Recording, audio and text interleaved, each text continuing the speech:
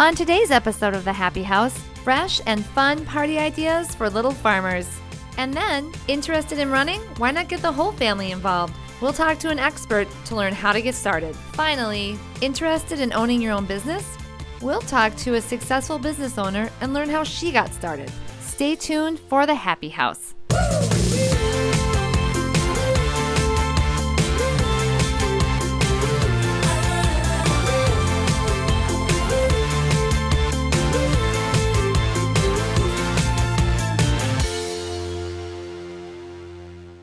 Peggy and I worked together to plan a really sweet and fun farm party.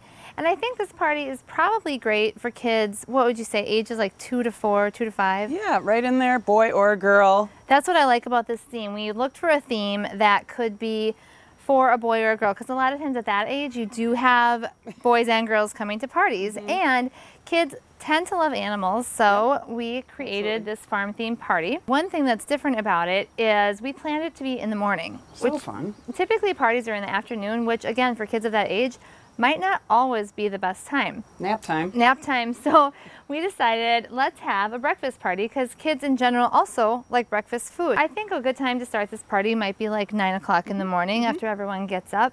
But let's start with one of my favorite parts of every party is the invitation, because one, I love getting invitations to parties. I know. So many people do email. I know, and two, it's just fun to see how cute they can be.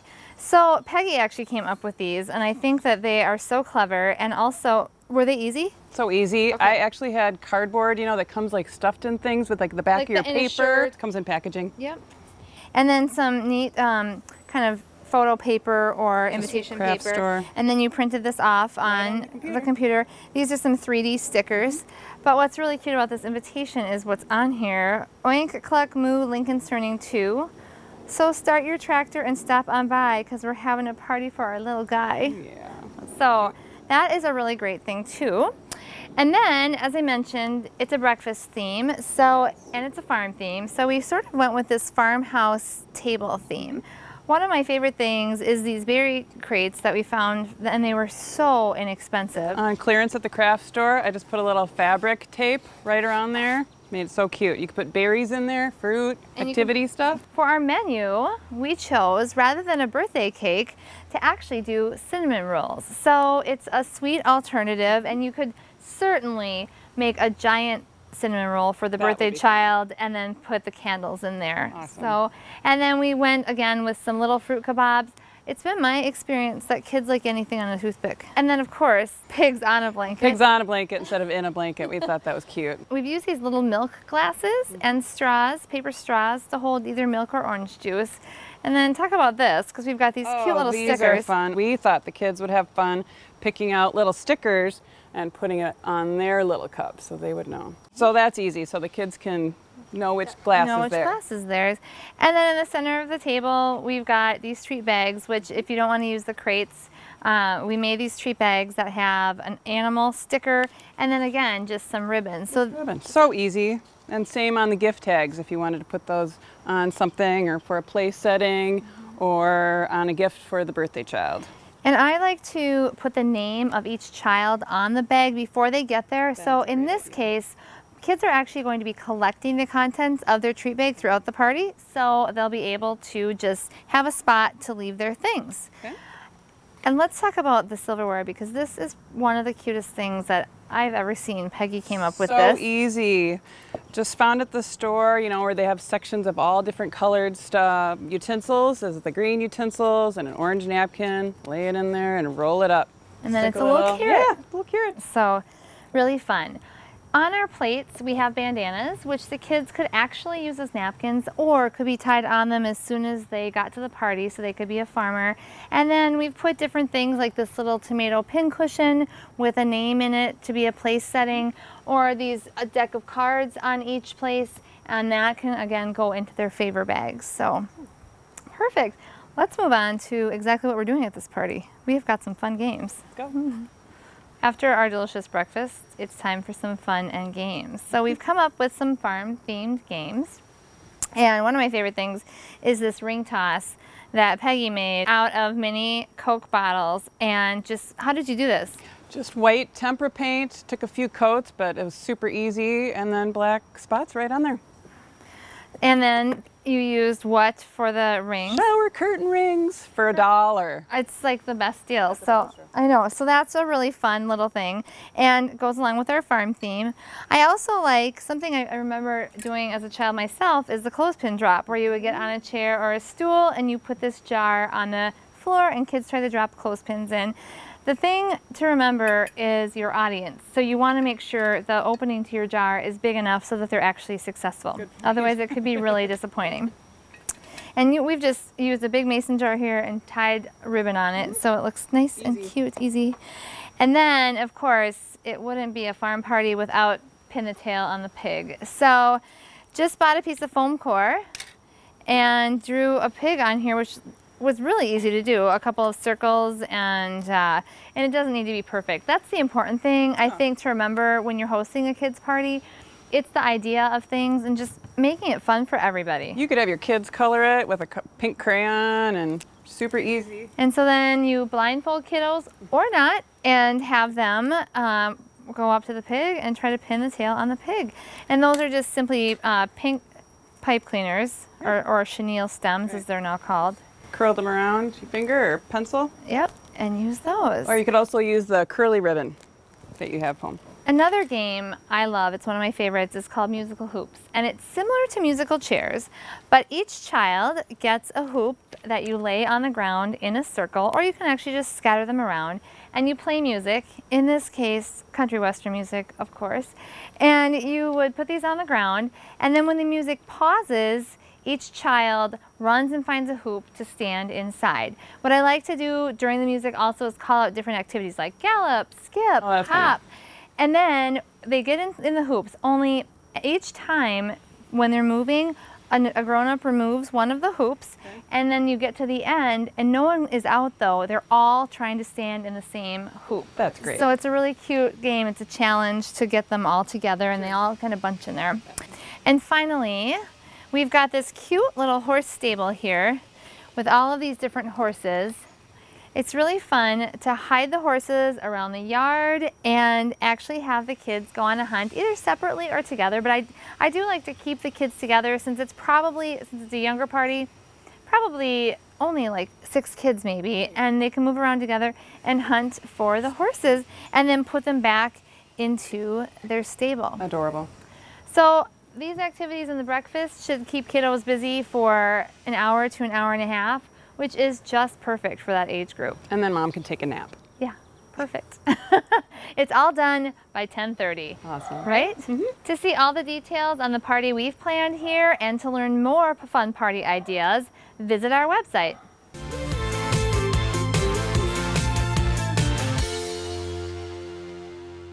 We all know running can be a great form of exercise, but how to get started, how much to do, and actually then how to bring your whole family into the fold are really good questions. So I'm here with Virginia Brook-Yackman from Twin Cities in Motion, and we're going to talk all about running because you guys really are the experts. So first of all, how does somebody get started? Well, if you've never run before, I suggest that you start walking. You do a little walk, a little run, so like maybe a minute walk, a minute run, and do that, repeat that as many times as you can. Kind of like interval training in a way, okay? And then let's say I'm really ambitious and have a goal and say I've never run before, but I want to run a 5K or a 10K. Are there resources out there to help me kind of plan for that? You can go online, you can go to our website, the Medtronic TC Kids Marathon Program, and you can find that at the Twin Cities in Motion website, or you can go out online and find programs that will help you. And we have one that takes you from beginning to working your way up to the 5K. What are the benefits of running? Oh goodness, besides the fact that it's really fun, it's actually good for your heart and good for your lungs because you can increase capacity. It's actually really good for your brain too because the increased blood flow helps your brain, stimulates your brain, and it also just makes you feel good. You know, that feeling of that euphoric feeling when you're done lasts with you all day. That's great. So as with any sport, there's injuries that can happen. What should we watch out for, and how do we prevent and keep ourselves safe from injury if we do take on running? Rule of thumb is just always start off easy and don't do more than you can, because that's really how you get hurt. You either push too fast or too far. Okay. So have a plan to gradually build up over time. Okay. And if you do have, you do get hurt, it's always good to go in and get checked to make sure it's just, it's minor. Okay, so I have got two kiddos with me here, Chandler and Ella. They're both going into 2nd grade, so they're around 8. Is that too early, or what's the best age to start kids on a running program? You're never too young, but again, the same rule of thumb applies for them. Start slow, start easy, build up, maybe walk run if they already know how to run, then maybe just do it for shorter distances and work your way up over time. And I know the mile is a big thing at school. That's a big part of the physical fitness program. So each spring, I think the kids have to run a mile. Yes. How long does it take kids typically to run a mile?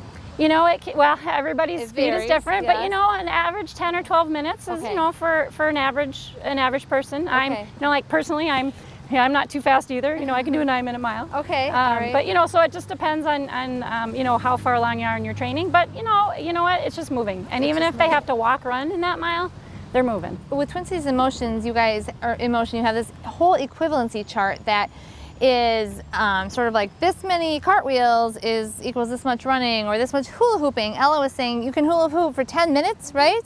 So that is another thing to think about too. If you don't want to run all the time, there are other things you can do that still condition you to run. Is that correct? Yes, and what you can do is, so if you know that you run a mile, say in 10 minutes, and if you do the equivalent heart rate in hula hooping, in soccer, in dance, and you know, if you're moving for that 10 minutes, you can convert that to a mile. Okay. And you can do that right on the website. I think that's great, because a lot of times, especially with kids, they don't want to do the same activity all the time. Like our name, we want people in motion, and it can be running with us or it can be out doing other things. We just think it's really important to support people moving. So how long would you recommend these guys warming up before they were going to go for a run? Oh, I think just a few minutes. You know, they can do a little gentle stretching and maybe do some running in place, some jumping jacks, and then just gently start off. And if you know, and if that feels good, you can increase a little bit. And if it needs to stay at that pace, just stay right where you are. What are the proper warm-up techniques for kids? Can you show us a couple things with these guys? Sure. First, we'll start with our feet together and gently go down and try and touch your toes. And if you can't touch, it's okay, just hang. And you would do that for 10. Or you would spread your feet wide. Spread your feet wide. And maybe touch this foot, for your left foot first, or your right foot, either one. And hold that for 10. And then you go to the other side. Hold that for 10. Or if you want to get your heart rate going, you start doing jumping jacks. And want to do jumping jacks? Then we can do our jumping jacks. Or you can just run in place. You know, you just want to kind of get things moving, and maybe you want to put your arms behind your back and stretch, or do that. Yep, you got it. You just want to move around. Do you recommend a little bit of moving before the stretching? No, it's at the same time is fine. Either way? Yeah. Okay. So you have kind of an outreach program to get kids moving. Can you tell me a little bit about that? Sure. It's called the Medtronic TC Kids Marathon Program, and it's geared towards parents and teachers to help them get the kids moving. Okay. And it's a half-mile, 5K training program, and you can go online, download it, it's free, and then you can actually log your miles, and so you can use it then to build goals. Once you get started with running, I mean, it can be hard to get started, but once you get started and you've got a race under your belt, it's sort of like addictive. You kind of want to do your next race. So, I mean, it can be a lot of fun, and then just the whole camaraderie with it and all of the things that go with it. But yeah, and I think that's what's neat for families too, is none of you have, I mean, nobody has to be great at it, right? You just get out, you move, and over time you build goals as a family, and I think that also builds,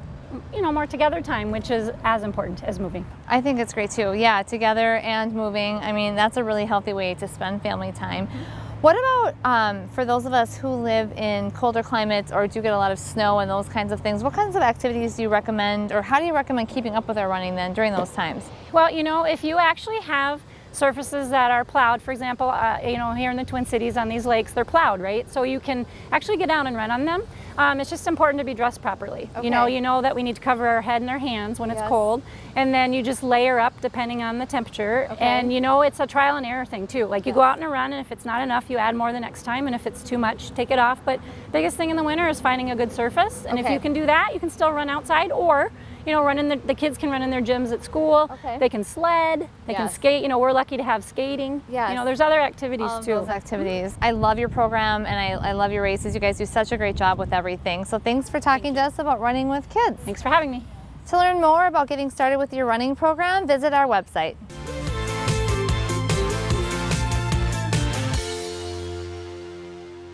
A lot of us think and dream about starting our own business, but getting there is actually the hard part. I'm here with Alexis Welsko today, who is the founder and CEO of Lola Red Public Relations. And you started your business from the ground up.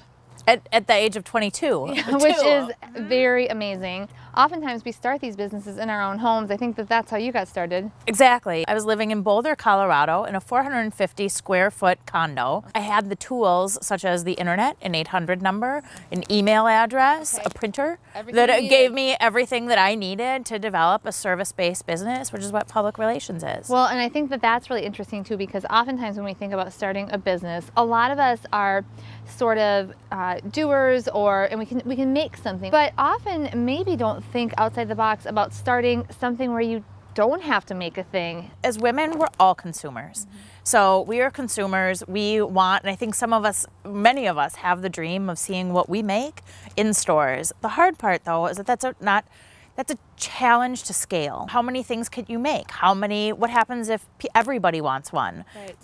You can't be sitting, it's an absolute dream, but making it in your home or making it in your basement becomes a challenge pretty quickly. And so I think a lot of times people discount services and the fact that everybody needs services, whether it's housekeeping, whether it's accounting or bookkeeping or lawn care. I think that's true. So public relations is fascinating to me. Let's talk a little bit about what exactly that entails, because I don't think a lot of people really do have a firm grasp on that. There's two things. There's advertising and then there's public relations. Advertising, those are the full page glossy things that you see in newspapers, in magazines. Public relations is the editorial that's on the other pages that is not paid for. So we spend our time going and pitching the people that write all of that editorial content on ideas, on products, on services that we believe they'll find attractive, but also that our clients pay us to get these editors engaged and make them super knowledgeable on the product or the service. I think that's really interesting because anybody knows that you can pay for an advertisement, but to actually have a writer write about your thing or recommend your thing gives it more credibility oftentimes than paying for that ad. Absolutely. And people sometimes estimate what a value of a public relations mention is against ad value, but that's not a good practice, because public relations is so different, and it's word of mouth marketing. And so, and a lot of times, and especially now in sort of the new age of media, people are following the editors, they're following the reporters, they feel like they know them, and especially that they're in their family with social media. Yes, and so the recommendation, actually, it's multiplied. It goes much further, yes. Exactly. I think that's really interesting. So your business, we talked about actually making physical goods versus offering a service, but eventually you get to a point where you can't be the one doing all that. So when do you decide to take on an employee? First off, I think you need to make a decision on where you want to go with this, with your business. What is your goal? Is it just to take care of your family month to month? Or is this a bigger dream? Is this something that you want to build and to sell? I studied entrepreneurship, and so my first lesson was that you need to have an exit plan. So I think you start with that. I think then looking at how can you multiply the money that you are making or the product or service that you are providing. If you need to, if you have the ability to multiply it, that's when you have to start hiring employees. And in hiring employees, you also need to determine what are you absolutely best at. So in my business, it took me, after probably 4 years, I hired my first employee. And what I knew when I hired that person was that I am horrible at the day-to-day. I am horrible. So writing the press releases, following up on all of the pitches, I can do it, but it takes me probably 3 times longer than it takes another person. So I hired someone that reduced that time, and yet I also know I'm really good. I really like people. I really like sort of the sales aspect of my business. So if I spend my time doing that and then have people that can do what I can do in 1/3 the time, then all of a sudden that's a profitable opportunity. That makes a lot of sense. So what 1 or 2 tips would you give somebody who's thinking about starting their own business? Do it. That's the number one is that I think that you just have to jump in. So have no fear, but also realize what you do really well and take the time that if it is a business that you want to grow, set the foundation. So I'm not sure how many tips I gave you there, but if you set the foundation, then you will be able to scale and your business will survive. And ultimately, I believe that a lot of people that start businesses, they want things that outlive them. Right. So, and that they can put their legacy into, whether it's a jewelry line or if it is a lawn care business. Right. Thank you so much. This has been really helpful. To learn more about starting your own business, visit our website.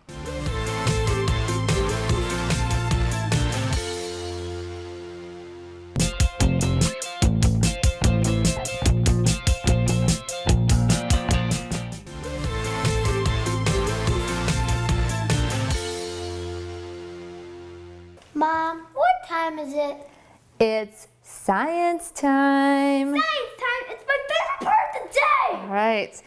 Well, today's trick is called the balancing act. So we have this book. Chandler, can you hold this book for me? Is that Heavy. Is it heavy? Not too heavy. Okay. Ella, can you hold this piece of paper for me? Is it heavy or light? Light. Really light. Light. I feel it. Do you guys think I can balance this book on this piece of paper? It's easy. Yeah. Well, that's not balanced. That's the counter is supporting the book. Do you think I can balance this book on this piece of paper? No. No? Yeah. If you roll it up, no. If I roll it up, no? No. I am going to show you. So like if I folded this paper in a tent and put the book on top, it's going to just like, right? It's gonna, yeah, let's All right. try that. All right, prepare to be amazed. You ready? So I'm going to roll this piece of paper up. And I'm going to take some rubber bands. Wait, this is gonna work. I know it. Do you? I love science. You know I like science. It always works. Science always works? You know, Mom, you know I like science. This is gonna work. We're gonna be Okay. able to balance this book on that. Okay. Maybe. So I'm glad. I love your optimism. I love that about you. Okay. So we've got this cylinder right here. And you do have to be careful. It's a balancing act. But I am going to be able to put this book on this piece of paper.